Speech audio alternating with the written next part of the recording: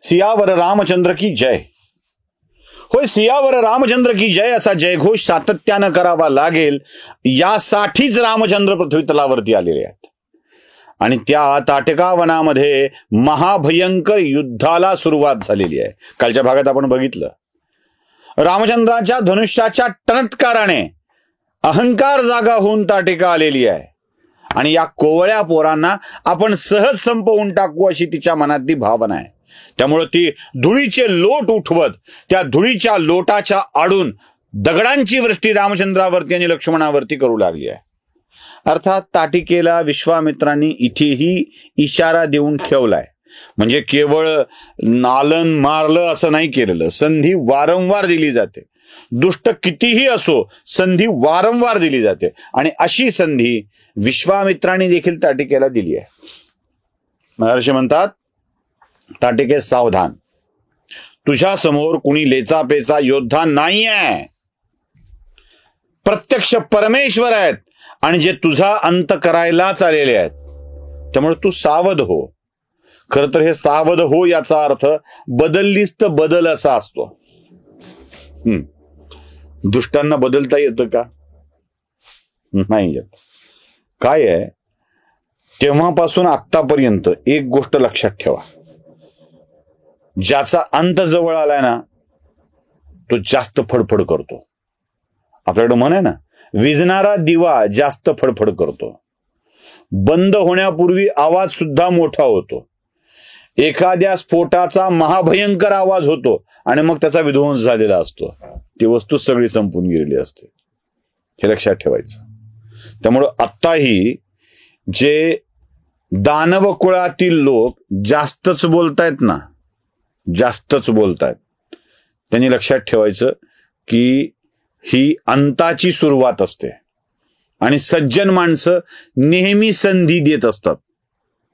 नेहमी संधी देत असतात सुधारण्याची. आता सुधरेल, मग सुधरेल. याला लोक सद्गुण विकृती सुद्धा म्हणतात, हरकत नाही. जे काय म्हणायचं ते म्हणावं, पण ती संधी दिलेली असते. विश्वामित्रांनी अशी संधी ताटिकेला दिली आहे. ते म्हणतात की साधं कुणी नाही आहे, आधीच सांगतो. तो म्हणशील पुन्हा, फिर बोलोगे की बोला ही नाही था. हे साधे नाही आहेत, हे आलेत ते भयंकर आहेत. आलेत ते तुला मारायलाच आलेत, तुला मारणारच आहेत. तू सावध राहा. पण नाही, ऐकलं नाही. तिनं आपल्या धुळीचे लोट उठवायचे, अंधार करून टाकायचा, सगळ्या जंगलाला अंधारात व्यापून टाकायचा आणि त्याच अंधारात दगड मारायचे. हे आत्ताचं तंत्र ताटिकेच्या काळापासून आहे. म्हणजे अंधार करून जी दगड मारतात ना आता, ते ताटिकेचेच वंशज आहेत समजायचं. याच दानवांच्या सवयी. अंधारातून दगड मारणार, गाड्या बघून दगड मारणार, घर बघून दगड मारणार. राम आणि लक्ष्मणाला बघून जशी ताटिका अंधार करून दगड मारत होती ना, तसे आत्ता सुद्धा दगड मारले जातात. ताटिका आजही जिवंत आहेत, फक्त नाव बदलून आहेत, बाकी काय नाही, नावं बदलून आहेत. तशा अंधारातून राम आणि लक्ष्मणांच्या वरती दगडाचा वर्षाव सुरू केला आहे. पण रामचंद्र आणि लक्ष्मण श्रेष्ठ धनुर्धर आहेत. त्यांनी आपल्या शरवर्षावाने ही शिलावृष्टीच थांबवून टाकली. छतही बना डाला भाई. पाट पाट पाट पाट बाणं आली आणि अशी येऊन थांबली की एकही दगड या दोघांना आणि ऋषींना लागता कामा नये. सगळी दगड वरच्यावर झेलून टाकली, वरच्यावर. आठवते ना केदारनाथचा जलप्रपात? एकच दगड त्या केदारनाथ मंदिराच्या मागे असा होता, ज्या दगडाने येणारं पाणी, माती, चिखल सगळीच थांबवलं, डायव्हर्ट केलं. मंदिराच्या आजूबाजूनी पाणी निघून गेलं, मंदिराला काहीच झालं नाही. हो, आजही कलियुगात असं रक्षण देव करतो. त्यावेळेला तर देवाला आपलंच रक्षण करायचं होतं. देवाने आपल्या शरवर्षावाने असा काही अडबाजूला निर्माण केलं की ताटिकेचा एकही दगड देवाना लागला नाही. रामचंद्रांनी लक्ष्मणाकडे बघितलं, म्हणाले, अरे फार झालं रे, हे अंधार करणं काय, काय अजून सूर्य काय झाकाळून टाकायचा, धुळीचे लोट काय उठवायचे, त्यातून दगड काय टाकायची, हिची शक्ती हिच्या मजबूत हातात आहे ना. म्हणले, हिचे हातच संपवून टाकू. आणि दोन अशी मारली की एकाच वेळी ताटिकेचे दोन्ही हात गळून पडले. आता मात्र अजून अकराळ विक्राळ स्थिती. आपले हात गळून पडल्यावर तरी समजावं की हे काहीतरी भयंकर दिसतंय, रोजच्या पैकी नाही आहे, हे वेगळंच काहीतरी आहे. पण नाही, माझे हात तोडलेस का आता बघते असं म्हणून ती अधिकाधिक मायावी रूप धारण करत अजून काही करण्याचा प्रयत्न करत होती.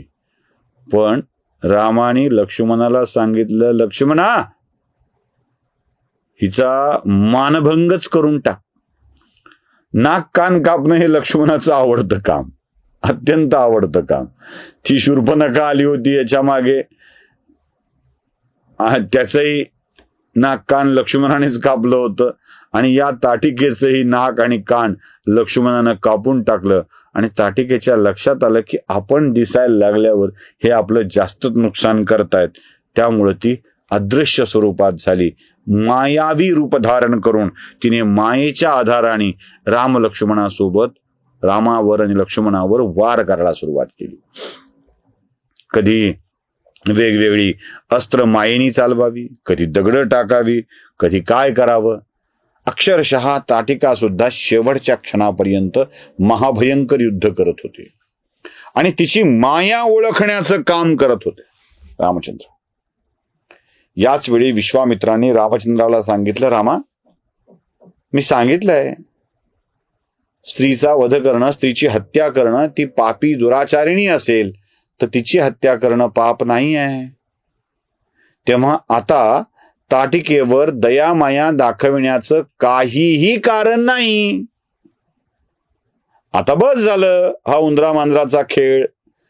ती लपून बसणार, तू लपून बसणार, तू वार करणार, ती वार करणार, तू अडवणार, हे आता बंद कर रामा.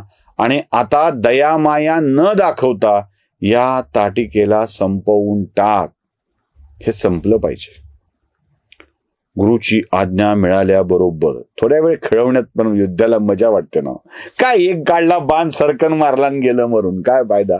युद्धाची मजा वाटली पाहिजे ना. असं तडपवून मारण्यात, मांजर बघा उंदराला कसं मारतं, इकडून थपडा, इकडून थपडा, इकडून थपडा, पटकन पकडणार आणि मग शेवटी मारणार. तसं त्या त्रास देणाऱ्या माणसाला तसाच त्रास देऊन मारण्यात एका योद्ध्याचा खरा पराक्रम असतो. शेवटी गुरुची आज्ञा मिळाल्यावर रामचंद्रांनी आपल्या दिव्य बाणांचं संधान केलेलं आहे, दिव्य बाणांची आठवण केलेली आहे आणि या दिव्य बाणांना आपल्या प्रत्यंचेवर चढवून ताटिकेच्या दिशेनं तो एकच दिव्य बाण सोडलाय आणि या दिव्य बाणाने मायावी रूप धारण केलेल्या अदृश्य ताटिकेला ओळखलाय आणि थेट तिच्या हृदयात वार करून असं चर्रकन चिरलाय तिच्या हृदयाला. आणि चिरलेल्या हृदयातून बाण गेल्याबरोबर ताटिका दृश्य स्वरूपात येऊन त्या जंगलात आपल्या अकराळ विक्राळ रूपामध्ये पडलेली आहे. ताटिकेला बंदिस्त करून तिचे हृदय चिरल्यानंतर, तिची छाती चिरल्यानंतर ताटिका मरणासन्न अवस्थेत खाली पडलेली आहे.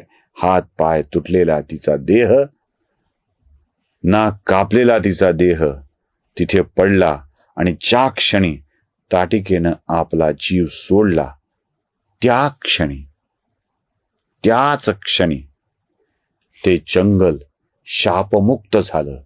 त्याच्यावरचा वाईट लोकांचा सगळा प्रभाव, वाईट विचारांचा प्रभाव संपून गेला आणि जंगलातील ऋषीमुनींच्यासाठी ती एक संधी होती. सगळ्या ऋषीमुनींनी प्रभू रामचंद्रांचा जय जयकार करत आभार व्यक्त केले आणि ताटिकेचा वध झाल्यावर ऋषीमुनी आता यज्ञासाठी मुक्त झाल्याचं बघून देवतांनाही आनंद झालाय. कारण देवतांच्यासाठी ऋषीमुनींचा यज्ञ, ऋषीमुनींच्या पूजा हे चार्जिंग स्टेशनच होत्या. तिथूनच ऊर्जा त्यांना मिळत होती. त्यामुळे स्वर्गस्थ देवतांनी देखील एकत्र येऊन रामचंद्रावरती पुष्पवृष्टी केली आहे आणि देवराज इंद्रांनी विश्वामित्रांना विनंती केली आहे, ऋषीवर आपलं काम तर रामचंद्रांनी पूर्ण केलंय, आता याच रामचंद्रांना आपण वेगवेगळ्या अस्त्रांनी युक्त करून टाकावं आणि पुढच्या कार्यासाठी अधिक सक्षम करावं, अशी मी देवराज इंद्र तुम्हाला विनंती करतो आहे. आणि विश्वामित्रांनीही मंद स्मित करत रामाचे आभार मानलेत. आणि पुढे काय घडतंय ते बघूया पुढच्या भागामध्ये. सियावर रामचंद्र की जय.